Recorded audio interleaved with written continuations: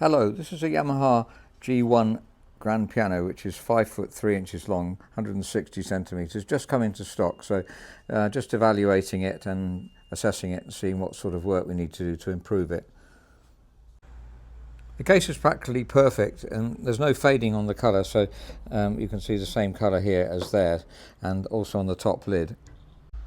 On the top lid you often get a fade line where it's been folded back. So it's very common on mahogany pianos. When you fold this back, you find the colour is darker here and lighter at the back. Unfortunately, this one's been kept well. It is an issue if it's a bright mahogany, it's difficult to match it in. The acoustic side is also in perfect condition, and my colleagues tuned the piano and it's got very tight tuning pins, so we've already pitch raised it and done a little bit of work on it already. We've also polished up the Y on the Yamaha. Of course, we've got to do the other letters too, but I wanted to show you this. I don't think I've shown this before. We use this phenesic compound, which is very good for polyester pianos. That's the black pianos and the bright finish pianos. What's a little uncommon for us is to find a Japanese-made Yamaha with Abel hammers fitted. So these have been fitted afterwards, obviously, by somebody who felt it would be an improvement, and certainly Abel hammers are really top quality hammers, very mellow and beautiful sounding, and can be voiced beautifully as well. If you're in the trade, you might like to comment on that. You can see they have been used a bit since then, and we're going to obviously voice them. We might reface them slightly, but it's slightly mellower than an average piano, so we'll have to decide what tone we would like it to be. It does already sound very beautiful indeed. There's quite a lot of fine regulation that we do want to do on the piano. I want to graphite the jacks, apply talc. More information you can find on a YouTube channel by putting into a search talc or lubrication and so on. I don't want to make each video too long. So perfecting the key tops and fronts, there's a little bit of work to do there, just a little bit, a few things to do cosmetically, and regulating and voicing. Regulation is the main thing that will improve the touch. We've already done the unicorda pedal, reducing how far it goes slightly, and the dampers need to go up a bit, and then we've got the let off that needs to come a bit closer. So I've regulated note 40 and 41 just to sort of get a guide for what we're trying to aim for there, and hammer blow, just reduce it very slightly, and the bass, it seems to be slightly greater. So these refinements do make the difference between a piano that you can play reasonably softly and a piano that you can play really softly, or as softly as we can. We try to make this as much like a new piano as possible. So the weighting is a bit uneven, as you can see. So round here I've actually talked there and also put graphite lubricant on, brought that one down from 60 to 52 by doing so. You may have to reweight a bit afterwards as well. That's something we're regularly doing. There's a very good break point I didn't show you earlier. Let's have a listen to it, see if you can see where it is. Notes 29 and 30.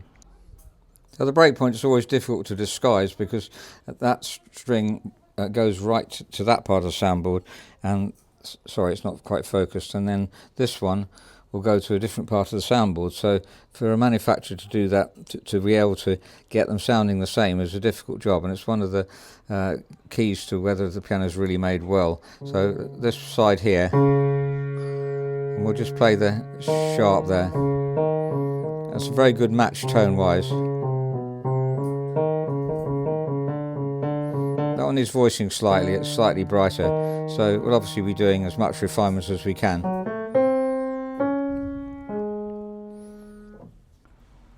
Let's compare it with another Yamaha of the same length. This is a Yamaha C1 made in 2002.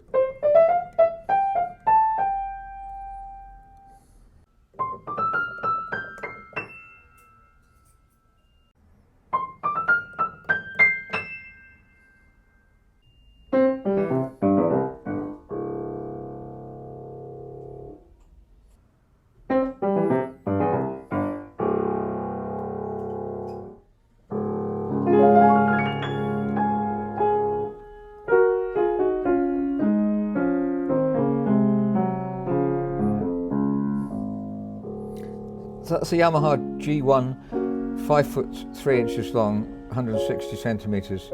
And what's special about this for us is that it's not black, because it's really difficult to get a non-black one that is not faded in some way.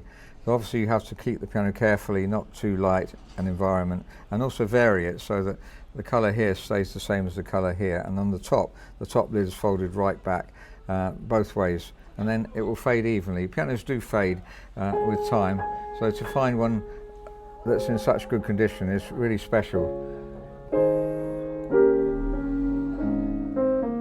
Of course, the other aspect that was very special I was trying to show is that it's got new German hammers on, or relatively new German hammers on. It's been played a bit since it's been done, but really good quality German hammers.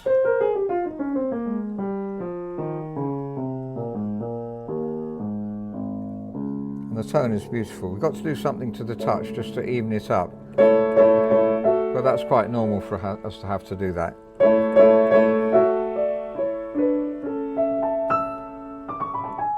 And you hear the tone of it is sweet right throughout the whole range. Obviously it's an excellent piano to study on, or just to enjoy in your home. And we try and get the touch just like a new piano.